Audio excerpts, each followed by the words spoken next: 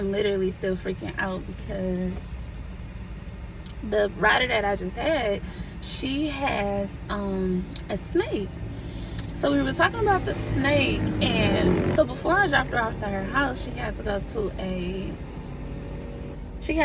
a critter shop. And so I didn't really think much of it. I'm like, shoot, all right, she got one stop, let me take her to her stop. So when we pull up, I'm still not thinking about the fact that we're at an animal shop. I'm thinking maybe she needs to get some kitty litter or something. So I'm like, oh yeah, girl, go ahead, I'll be out here when you get done. So when she comes out, she has this brown bag. In the bag, I'm noticing that it's moving. So my brother, I grew up with my brother getting stuff from the pet shop all the time because he had turtles and frogs growing up, so I was accustomed to that. But as we're talking and she's telling me that she has a snake, and she's like, yeah, you know, because we have to feed him the mice. And instantly I was like, oh my God, there's mice back here. And before I go any further, I grew up Pearson. If you from Detroit, Michigan, you know the area Pearson and Linden. I grew up over there. And the home that we were in, eventually it became infested with mice and rats. So as how old was I? I was young. I was about maybe 11, 12, 13 years old. And I'm trying to sleep, and all I'm hearing is mice in the walls.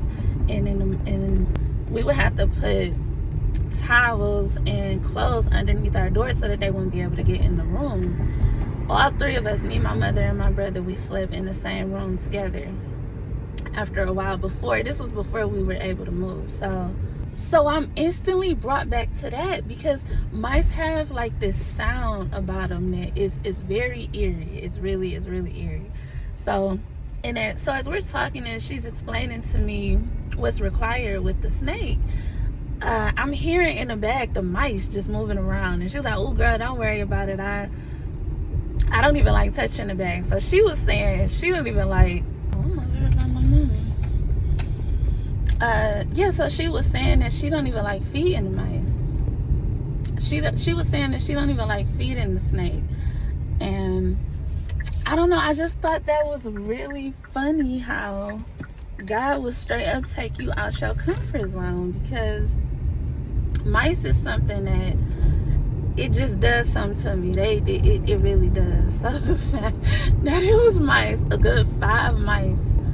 She said it was a big bag of mice, so it had to be at least 2, 3, 4 mice in there. I'm not sure, but oh my goodness, that was such the experience. And I still feel it on me. I still feel it. And I told her, she was like, I'm so sorry. I'm like, no, you good. I was freaking out. So what's the lesson with that? I want to say the lesson with that is just being adaptable. Yeah, just be adaptable, because you never know. I learned a lot about snakes that I did not know, and I'm not really afraid of snakes. Snakes hold very significant spiritual meaning, so I'm not scared of snakes. Just talking about the mice and that the fact the mice were in here just was like, oh my God. If I wasn't adaptable in that moment, I'm gonna tell y'all what would have happened. I would have been so freaked out by hearing the rats, right, that I would not have been able to have the other conversation that we were having, which she pretty much was telling me that she moved from Miami to Michigan to essentially start over. So I was just telling her a little bit about me and what's been on my mind and my heart with that. I was tired, but she actually ended up being one of my most memorable riders, because we had the conversation about the snake and the rats, and we also talked about relocating and how difficult that can be, and how difficult it is to pretty much start from scratch.